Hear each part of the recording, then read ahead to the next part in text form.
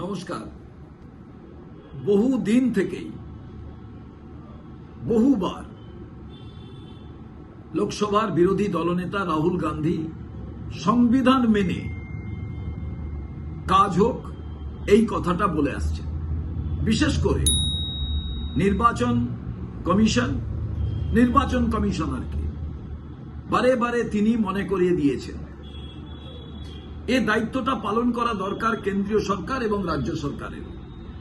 কিন্তু দুঃখের বিষয়, পশ্চিমবঙ্গের নির্বাচন যখন একেবারে শিয়রে, সেই সময় দেখা গেল এসআইআর প্রক্রিয়াকে অল পার্টি মিটিং না ডেকে ঘোষণা করা হলো এবং প্রথম দিন থেকে বিভিন্নভাবে নির্বাচন কমিশন যেভাবে তাদের নিয়ম নীতি পদ্ধতিকে পরিবর্তন করেছে, মানুষের কনফিডেন্স বিল্ড আপ করেননি। স্টেক হোল্ডার বাংলার মানুষ এবং স্বীকৃত রাজনৈতিক দল তাদের সঙ্গে কথা বলেননি।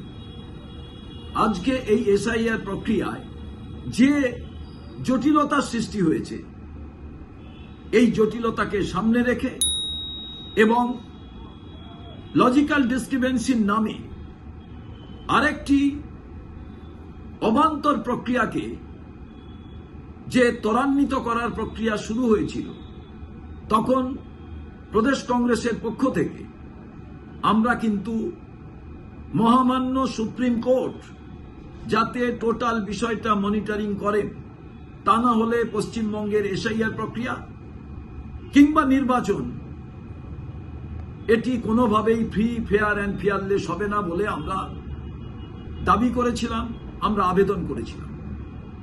আমরা মহামান্য সুপ্রিম কোর্টের কাছে আমরা কেসও করেছিলাম।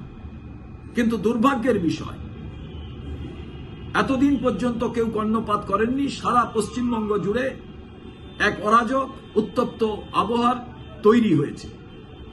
এই সময় মহামান্য আদালত, মহামান্য সুপ্রিম কোর্ট তারা এই রায় দিয়েছেন যে কলকাতা হাইকোর্টের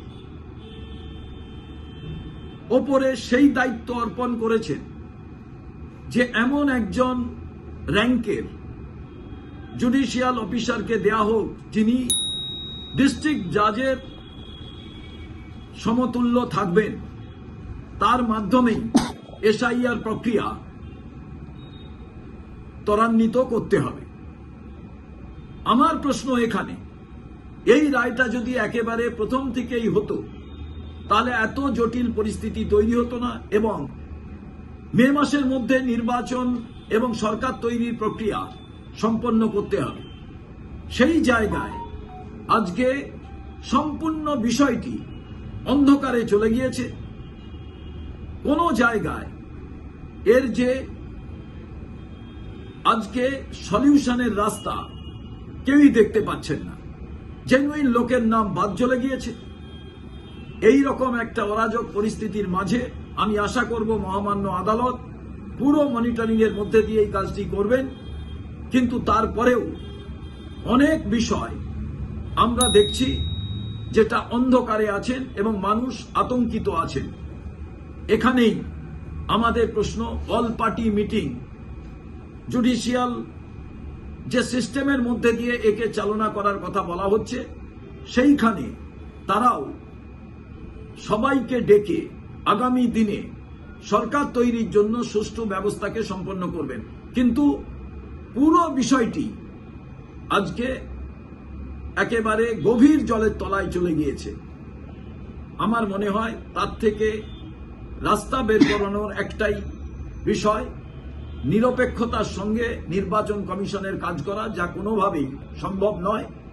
তার কারণ অশুভ সন্ধি কেন্দ্রীয় সরকার, রাজ্য সরকার সবার মধ্যে দিয়ে যে জটিলতা তারা তৈরি করেছেন সংবিধানকে না মেনে। আগামী দিনে আমরা চাইব সংবিধান মোতাবেক যাতে নিয়মগুলোকে লাগু করে জেনুইন ভোটারকে রক্ষা করা হয়, তাদের ভোটাধিকার রক্ষা করা হয়। এ সামান্যতম ইস্যু নয়, এটা মানুষের স্বাভিমান এবং নিশ্চিতভাবে নাগরিকত্ব না হলেও নাগরিকত্বের ইস্যু। তার কারণ ভোটার লিস্টে নাম থাকবে না, আমি দেশের নাগরিক, এটাও কোনোভাবে সম্ভব নয়। এটাই আমরা আজকে জুডিশিয়ারিতে যারা দায়িত্ব পেয়েছেন তাদেরও সজাগভাবে মনে রাখার আহ্বান জানাচ্ছি।